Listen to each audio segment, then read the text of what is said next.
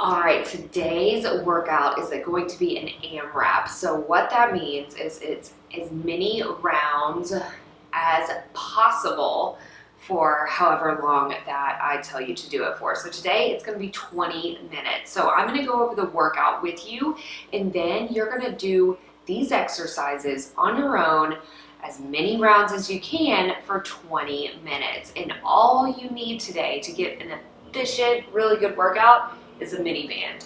Now, you can use, this is my favorite brand, Synergy, and there's a link below this for them to take you to them. But you can use any sort of mini band that you want, and if you don't have a mini band, you can also just use your body weight. So I'm going to go ahead and go over all the exercises with you, and like I said, you will just set a timer for 20 minutes and do as many rounds as you can. So it's going to get your heart rate up, it's going to get your glutes burning, your core going, and we're going to go ahead and get started. Exercises we have today, we've got 12 reps of everything. If it's one-sided, then 12 reps on each side. We have a squat with a lateral kick. We have a single arm row. We have a resisted dead bug, a hinge. We have reverse lunges, and we have side plank with a leg raise.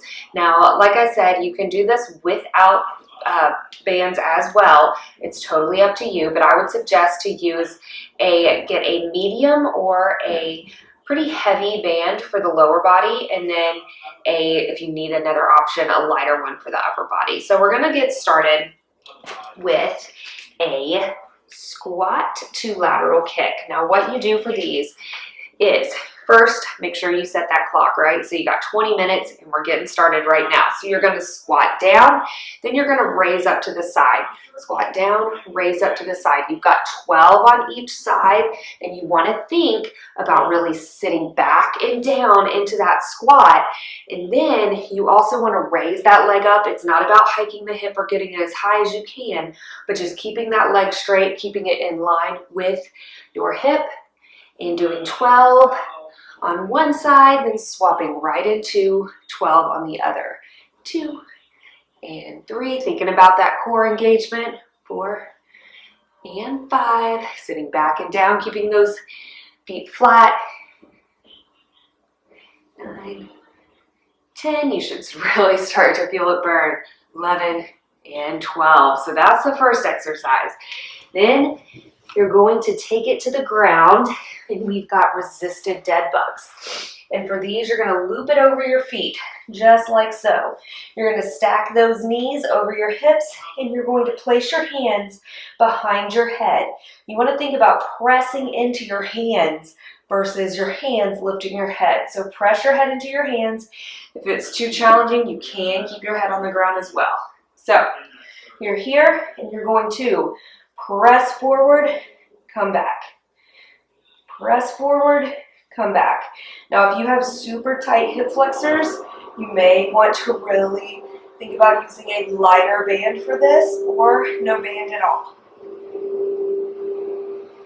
I apologize if my dog makes an appearance. I think he's about to. 8, 9, 10, 11, and 12. And for these, you're also thinking about keeping that, there he is, that back on the ground the whole time. Y'all, you can also use your dog as resistance if you need to. 8. It'll definitely challenge your stability when they try to jump like that. 10, 11, and 12. All right, so then you're going to step up. And for this one, I'm going to drop down just a little bit in weight. We're on the resistance band. So we did the dead bug, we did the squat to the lateral kick. Now we're moving into single arm rows. So for these, you want to loop it over your foot. You're going to hinge over, and you're going to keep your shoulders back. Palm is facing down. You're holding with a nice neutral grip, and you're rowing up, rotating at the top. You could also just row straight back or just row in, but I like adding that rotation. It kind of really helps to target that back a little more. We're going to do 12 on each side. 6 and 7. Thinking about that core, staying engaged. 8, 9, 10, 11, and 12. Then we're going to switch it to the other side. So I'll just loop it over my other foot. Again, hand on that thigh or on that knee of that other side, thinking about keeping your shoulders square, not letting them dip down. So you want to have that neutral spine, not letting your neck poke out either, just looking nice and down. And we start to row 1 and 2, 3, 4. Make sure you're breathing. 5, 6, 7, and 8, 9, 10, 11, and 12. All right, so there were your first 3 exercises. Now we're moving to the hinge. So I'm going to stick with a little lighter for this one, even though it's a lower body, just because you have to really pull on it to stand up.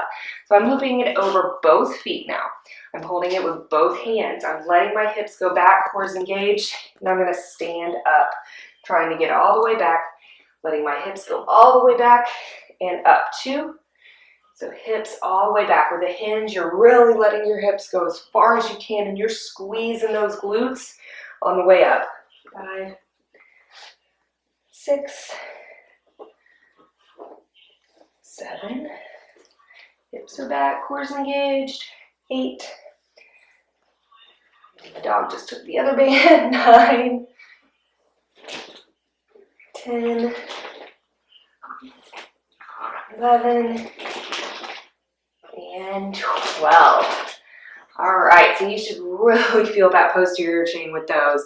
And if you feel like you can't stand all the way up, go a little lighter. That does not have to be as heavy.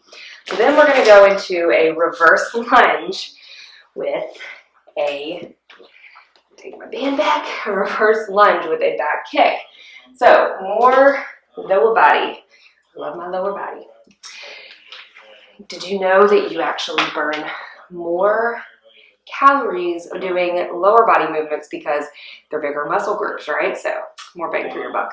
All right, so over the knees, you're going to step back into a reverse lunge, then you're going to kick straight up. Back into a reverse lunge, kick straight up. So from the side, I'm getting both those 90-degree angles. Feet are about hip-width apart. I'm bent over slightly just to get into that front glute. Kick it back. So that's 4, 5, 6, 7. You could also just do a normal lunge. 8, 9. This challenges your stability a little bit. 10, 11, 12. And it'll get your heart rate up. So that's 12. Then you go to the other side. 1, 2. Same thing. 3. Trying to drive all that weight through that front leg. 5, 6, 7, 8, 9, 10, 11, and 12. Also think about squeezing that back glute when you do those. So we got 12 of those. Then last thing, we're doing a side plank with a leg raise. So you're going to, for this, you want to make sure, I definitely recommend keeping your knee on the ground for this. And this is Colin, he's going to try to help. So here, you're raising up, you want to lift up, so elbow and knee in line, lifting through your oblique on the bottom. And, come here, Goofy, you're going to just raise your leg up. It does not have to be a high raise, but you're really going to feel it in that bottom glute for this. 6, 7, 8, 9, 10, 11, 12. Good. All right, then we're going to flip it to the other side. And he just wants to be involved. If you've ever watched my other videos, my other little doggy, she passed away. And so this is our new pup. 1, 2, 3, same thing. Everything's in line, lifting through that oblique. 4, oh my gosh, I feel it on this side. 6, 7, 8, 9, 10, 11, 12. Good. All right, y'all. So those are the exercises, and you're going to do them as many times as you can. You can rest for a few seconds in between rounds, and you could also kind of pay attention to how long you have to rest in between rounds. And each time you do this, repeat this workout a couple times a month.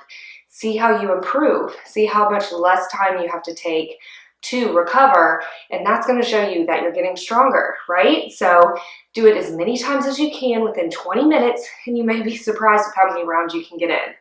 But pay attention to form. Let me know how you do. And again, I'll link these bands in my bio or right below this, and I hope you guys have a great workout. Enjoy it. Make sure you tag. Let me know that you did it. Subscribe and share with anybody you think might benefit from it.